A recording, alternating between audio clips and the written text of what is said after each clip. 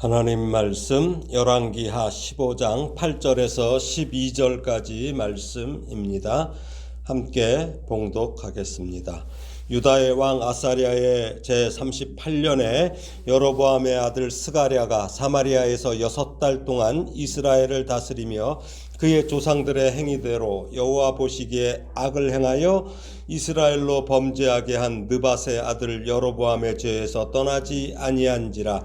야베스의 아들 살룸이 그를 반역하여 백성 앞에서 쳐 죽이고 대신하여 왕이 되니라.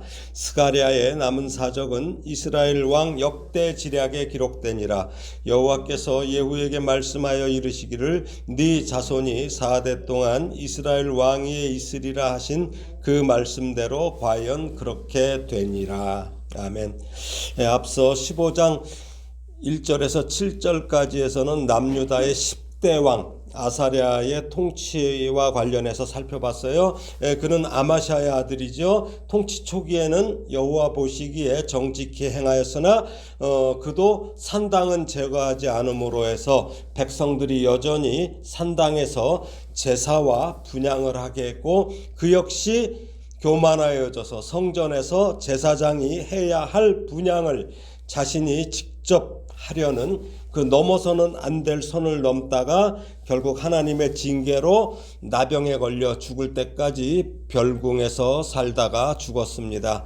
그리고 오늘 본문부터 이제 15장 31절까지는 남유다의 그 아사랴 시대에 북이스라엘을 다스린 5 왕의 통치와 관련하여 이게 연속적으로 이렇게 다루고 있습니다. 이 부분은 예후 왕조의 몰락과 그 이후에 찾아오는 거듭된 반역과 암살, 그리고 아수르의 침공 등으로 인해서 이제 북왕국 이스라엘이 엄청난 이 정치적 혼란에 빠져서 점차 멸망으로 치닫는 모습을 보여주고 있습니다. 이러한 맥락에서 오늘부터 볼 15장 8절에서 31절의 첫 번째 부분인 오늘 본문은 북이스라엘의 그 예후 왕조의 마지막 5번째 왕이자 북이스라엘의 14대 왕인 스가랴의 통치와 관련한 기록이에요. 오늘 본문의 스가랴는 남유다 왕 아사랴 38년에 즉위하여서 6개월 동안 북이스라엘을 통치했는데, 열왕기서 저자는 스가랴에 대해서 조상의 행위대로 악을 행하고 여로보암의 길로 행하여 죄에서 떠나지 않았다고 평가하고 있습니다. 스가랴는 하나님의 심판을 받아 그의 신하 살룸의 반역으로 백성들 앞에서 공개 처형이 됩니다. 그렇게 돼서 약 89년간 5대에 이른 예후 왕조가 막을 내리는데, 하나님께서 예후에게 주신 그 약속, 네 후손의 4대 만에 끝날 것이라는 이 약속의 정확한 성취인 것입니다. 오늘 보면 8절 9절을 다시 읽겠습니다. 유다의 왕 아사랴의 제38년에 여로보암의 아들 스가랴가 사마리아에서 6달 동안 이스라엘을 다스리며 그의 조상들의 행위대로 여호와 보시기에 악을 행하여 이스라엘로 범죄하게 한 느밧의 아들 여로보암의 죄에서 떠나지 아니한지라. 스가랴는 겨우 6달을 통치했음에도 북왕국의 모든 왕들처럼 여로보암의 죄에서 떠나지 못했다고 이렇게 말하고 있어요. 북왕국의 초대 왕 여로보암의 죄는 북이스라엘에서 뽑히지 않는 그 아주 고질병이죠. 마치 암이 사람을 죽일 때까지 그 몸에 붙어 있듯이 아주 끈질기게 붙어 있고 깊게 지금 작동하고 있습니다. 그것은 남유다에 있는 여호와의 성전을 그 나라 백성들이 찾지 못하게 하려고 베델과 단에 여호와 유사 종교를 만들죠. 그리고 백성들을 자기의 통치하에 두려고 한 것이 바로 여로보암의 죄입니다. 이런 죄의 유혹은 특히 왕의 자리에 앉아 있을 때 벗어날 수가 없습니다. 예후는 하나님이 직접 칭찬하신 북왕국의 왕이에요. 그러나 아합과 이세벨의 집안을 심판하고 바알 종교를 파괴한 그 척결한 예후조차도 이 여로보암의 죄에서 떠나지 못할 정도로 이 죄는 아주 무서운 죄입니다. 열왕기하 10장을 한번 볼까요? 10장 28절에서 31절이에요. 다시 한번 보면은 좋겠죠.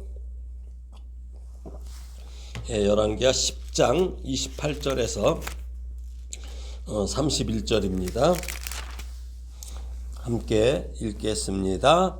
예후가 이와 같이 이스라엘 중에서 바알을 멸하였으나 이스라엘에게 범죄하게 한 느밧의 아들 여로보암의 죄 곧 베델과 단에 있는 금송아지를 섬기는 죄에서는 떠나지 아니하였더라. 여호와께서 예후에게 이르시되 네가 나보기에 정직한 일을 행하되 잘 행하여 내 마음에 있는 대로 아합 집에 다 행하였은즉 네 자손이 이스라엘 왕위를 이어 4대를 지내리라 하시니라.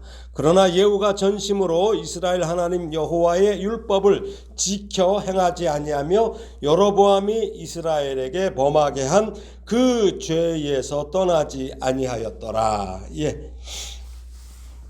예후는 오늘 말씀처럼 지금 읽은 것처럼 아합의 가문을 심판하고 바알 숭배를 척결했는데, 이러한 예후에게 하나님은 네가 나보기에 정직한 일을 행하되 잘 행하여 내 마음에 있는 대로 아합 집에 다 행하였은즉 이라고 이렇게 칭찬을 하셔요. 그렇죠? 놀라운 칭찬이죠. 그렇게 칭찬하시면서 예후의 자손이 4대 동안 왕이 될 것을 말씀하셨어요. 그런 예후였지만 여로보암의 죄에서 예후도 떠나지 못했어요. 예후 왕조는 여호아스, 요아스, 여로보암, 그리고 오늘 보는 6달짜리 왕 스가랴입니다. 그런데 스가랴의 아버지 여로보암은 여로보암 2세지요. 하필이면 그 많은 이름 중에 콕 집어서 그 여로보암이라는 이름을 지었다는 것은 이 북왕국의 초대 왕의 어떤 세상적인 명성을 따르라는 의미죠. 여로보암 2세의 때에 북이스라엘의 영토가 넓어지고 강력한 나라가 된 내용은 앞서서 우리가 살펴봤어요. 근데 세상적으로는 부강한 나라였지만 하나님께서 보시기에는 가증스러운 나라입니다. 이 시대에 나타난 선지자가 누구라고 그랬죠? 아모스와 호세아와 요나입니다. 그래서 이들 선지서를 읽어보면은 당시의 상황을 보시는 우리 하나님의 시각을 알 수 있습니다. 오늘은 그 중에서 그 호세아서를 통해서 북왕국 이스라엘의 여로보암 2대 때의 그 시대의 상을 한번 살펴보고, 그를 통하여 북이스라엘과 남유다에 대해서 하나님께서 무엇을 책망하시는지, 또 여로보암 2세 때에 북이스라엘이 부강했지만 그들의 영적 상태가 어떠했는지를 한번 보겠습니다. 호세아서입니다. 호세아서 10장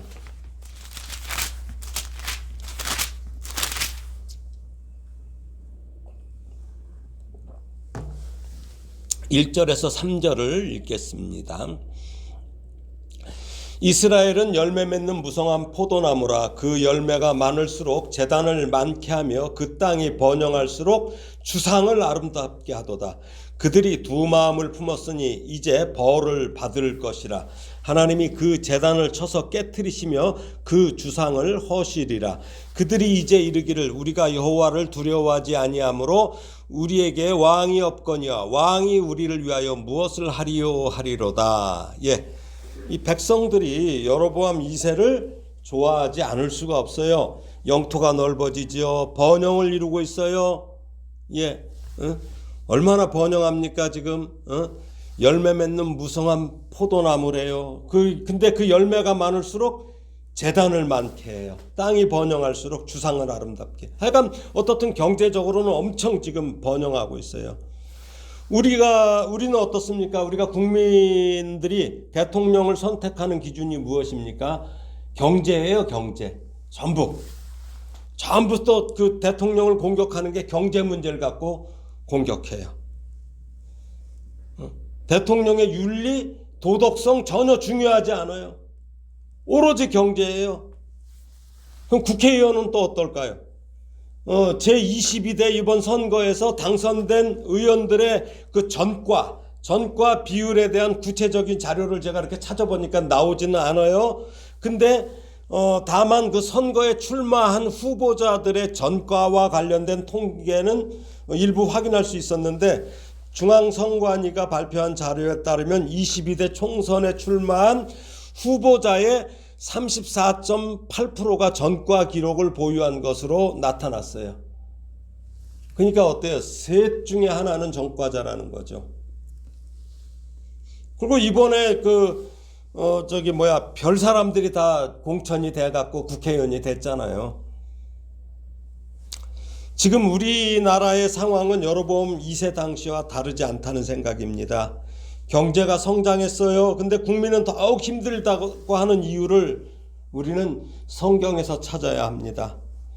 경제적인 열매가 많을수록 하나님이 아닌 제단에 열광하고 있는지 돌아봐야 합니다. 땅이 번영할수록 하나님 아닌 것을 아름답게 하고 있는 것이 무엇일까요? 여로보암 2세가 그렇게 경제를 일으키고 부강한 나라를 만들었는데 이렇게 번영할수록 온갖 우상을 섬긴다는 것입니다. 두 마음을 품었다고 합니다. 그래서 북이스라엘이 하나님의 심판을 받게 되는데, 그 심판의 결과로 이제 왕들의 아주 잦은 교체가 일어납니다. 지금 우리나라의 지금 대통령 탄핵 상태로 대통령의 부재가 지금 3개월이 지금 지나고 있는데도 이렇게 혼란스러운 상태예요. 그런데 이 예후 왕조의 마지막 왕 스가랴는 6달짜리, 또 스가랴에게 반역한 살룸은 1달짜리 왕입니다. 이렇게 왕들이 무기력하게 교체됨으로 인해서 백성들이 한탄한다는 것이죠. 호세아서 10장 3절에 보니까 우리가 여호와를 두려워하지 아니함으로 왕이 없거니와 왕이 우리를 위하여 무엇을 하리요라고 합니다. 무슨 말입니까? 설사 우리에게 왕이 있다 해도 우리를 위하여 그 왕이 무엇을 할 수 있겠느냐는 단식이에요. 호세아서를 조금 더 읽어볼까요? 10장 4절에서 8절까지 읽어보겠습니다. 그들이 헛된 말을 내며 거짓 맹세로 언약을 세우니 그 재판이 밭 일항에 돋는 독초 같으리로다. 사마리아 주민이 베다엔의 송아지로 말미암아 두려워할 것이라. 그 백성이 슬퍼하며 그것을 기뻐하던 제사장들도 슬퍼하리니 이는 그의 영광이 떠나가며 그 송아지는 아수르로 옮겨다가 예물로 야렙 왕에게 드리리니 에브라임은 수치를 받을 것이요 이스라엘은 자기들의 계책을 부끄러워할 것이며 사마리아 왕은 물 위에 있는 거품같이 멸망할 것이며 이스라엘의 죄 곧 아웬의 산당은 파괴되어 가시와 찔레가 그 제단 위에 날 것이니 그때에 그들이 산더러 우리를 가리라 할 것이요 작은 산더러 우리 위에 무너지라 하리라. 북이스라엘에서는 진실보다는 거짓이, 신실함보다는 위선이 난무했기 때문에 여호와 하나님께서 바라시는 공의가 독초처럼 변질되고 말았다는 얘기예요. 독초. 그렇게 변질된 공의는 사람들을 살리기보다 독초기 때문에 죽이는 것이 됩니다. 여기 독초 같으리로다라는 표현에서 당시 상태가 잘 드러납니다. 독초가 롯인데 이거는 농부가 심지 않은 것이죠. 그냥 땅에서 돋아나서 급속도로 퍼져서 곡식의 생장에 큰 영향을 미치는 풀을 의미해요. 이 아모스 선지자는 당시 이스라엘 사람들을 지금 이렇게 정죄하면서 그들의 정의를 쓸개로 바꾸는 자들이라 했어요. 아모스 선지자는. 지금 읽은 것은 호세아고. 그래서 아모스서 6장 12절에 보면은 이렇게 나와요. 너희는 정의를 쓸개로 바꾸며 공의를 열매로 쓴 쑥으로 바꾸며, 이렇게 나와요. 여기서 정의가 미시파트이고 쓸개가 롯입니다. 그러니까 호세아와 아모스 선지자는 동일 단어를 사용해서 북이스라엘의 영적 상태와 그들의 삶의 면모를 지적했습니다. 이 나라가 번영할수록 우상 숭배가 심하여지니 처음에는 어떨까요? 제사장들도 기뻐했어요. 왜 그래요? 우상 숭배를 하든 뭐든 간에 재물이 많아지잖아요. 그러니까 재물을 바치니까 제사장들도 당연히 부자가 되었었던 거죠. 예. 그런데 이제 나라가 망하게 되니까 우상도 파괴가 되어 재물도 드릴 수 없게 됐으니 제사장들도 슬퍼합니다. 사마리아의 왕들이 물 위에 있는 거품과 같다고 그래요. 그러니까 북이스라엘의 왕들이 물 위에 있는 거품. 예. 여로보암 2세가 41년 동안 통치했을 때 번영했는데 그 아들은 6달 만에 반역으로 죽임을 당해요. 물 위에 있는 거품 같죠. 예. 아버지 여로보암 2세와 같은 번영이 계속될 줄 알았지만 이제 사마리아 즉 북왕국 이스라엘의 왕들이 물 위의 거품과 같은 것을 백성들이 보는 동시에 이 북이스라엘의 죄가 되는 산당들이 파괴돼요. 그때의 백성들이 뭐라고 그래요? 산더러 우리 위에 무너지라고 해요. 이게 무슨 말입니까? 여호와의 무서운 진노의 심판으로 인한 고통이 너무나 이게 혹독해서 또 그 진노에 적나라하게 노출되는 것이 너무나 싫어서 백성들이 차라리 산들이 무너져 자기들을 덮어주기를 바라는 지금 탄식을 하는 거예요. 탄원을 하는 거예요. 즉 그들이 여호와의 진노에 죽기보다 지진이나 산사태 나서 갑작스럽게 깔려 죽는 것을 원할 것이라는 말이에요. 그러니까 여호와의 심판이 얼마나 엄중하고 혹독하고 무서운지를 나타내기 위해서 사용된 표현입니다. 죄의 결과가 이렇게 무섭습니다. 이제 북왕국은 급속도로 붕괴될 것입니다. 우리도 지도자를 잘 뽑아야 합니다. 우리 주변에서 몰락한 국가들을 보면 결국은 지도자의 거짓과 탐욕으로 인한 것들입니다. 말 잘하는 지도자, 경제를 발전시키는 지도자라도 그들이 윤리, 도덕에 문제가 있다면 그거 열광할 일이 아니에요. 근데 자꾸 지금 헛것을 보고 있어요. 대한민국에도. 더욱이 우리 그리스도인은 하나님의 말씀에 누가 더 부합한 인물인지를 보아야 돼요. 그나마도. 이에 대한 철저한 기준을 가지고 우리 그리스도인들이 정치인들을 대한다면 그들은 오히려 우리 그리스도인들의 눈치를 볼 것입니다. 그러나 우리 그리스도인들이 세상의 정치, 경제 논리로 살아간다면 정치인들에게는 그저 우리는 그냥 상대하기 쉬운 그냥 존재예요. 그냥 밥이에요. 밥. 그들의 밥이 될 뿐입니다. 그토록 북이스라엘 백성들이 인정했던 여로보암 2세에 대해서 열왕기하 14장 24절에서는 뭐라고 합니까? 여호와 보시기에 악을 행하여 이스라엘에게 범죄하게 한 느밧의 아들 여로보암의 모든 죄에서 떠나지 아니하였더라는 평가와 그 아들 스가랴에 대해서도 그의 조상들의 행위대로 여호와 보시기에 악을 행하여 이스라엘로 범죄하게 한 느밧의 아들 여로보암의 죄에서 떠나지 아니한지라라는 동일해요. 평가가 동일하지요. 아버지나 아들이나 동일해요. 무슨 말입니까? 41년의 통치나 6달짜리 통치나 여호와 보시기에 동일하다는 거예요. 우리나라도 뭐 이렇게 겉으로 보기에는 탄탄하고 흔들림이 없어 보일 수도 있어요. 그러나 속이 부패하기 시작하면 일순간에 무너져요. 그 미얀마에서 그 지진 났는데 그 중국에서 짓던 그 뭐 33층짜리 그 건물이 그냥 무너지잖아요. 옆에 다른 건물들은 멀쩡하대잖아요. 왜 그래요? 속이 문제가 있었던 것이죠. 골조가 제대로 안 서 있었다는 것이죠. 일순간에 무너집니다. 경제가 중요한 게 아니에요. 경제적인 것이 아니라 영적인 기준이 무너지면은 한순간에 훅 하고 갈 수가 있습니다. 북이스라엘의 최대 번영기를 이끌었던 여로보암 2세의 아들 스가랴가 겨우 6달짜리 왕으로 이처럼 허망하게 끝나며 예후 왕조가 끝날 것이라는 예상은 그 누구도 하지 못했을 것이에요. 그러나 하나님께서 4대 후에 끝날 것이라는 말씀에 귀 기울이며 또 선지자들이 전하는 여러 가지 경고, 하나님의 말씀에 귀를 기울였다면 이것은 피할 수 있었습니다. 그러므로 예후 왕조를 하나님께서 더 지속시키실 만한 이유가 없었던 것이죠. 예. 그걸 왜 지속시키시겠어요? 말씀을 정리합니다. 지진도 전조가 있어요. 지진도. 더욱이 하나님께서 멸망에 관한 일은 갑자기 행하시지 않습니다. 지금 이 열왕기서가 2800년 전에 쓰여진 건데 이것을 우리에게 읽게 하시는 이유가 무엇입니까?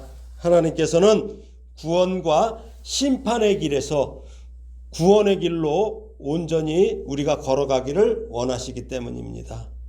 그래서 예수님께서 오셨고 최종적으로 또 사도 요한을 통해서 계시록까지 주셨어요. 이 하나님의 사랑의 마음, 안타까운 마음이 저와 여러분에게 온전히 전달되기를 원합니다.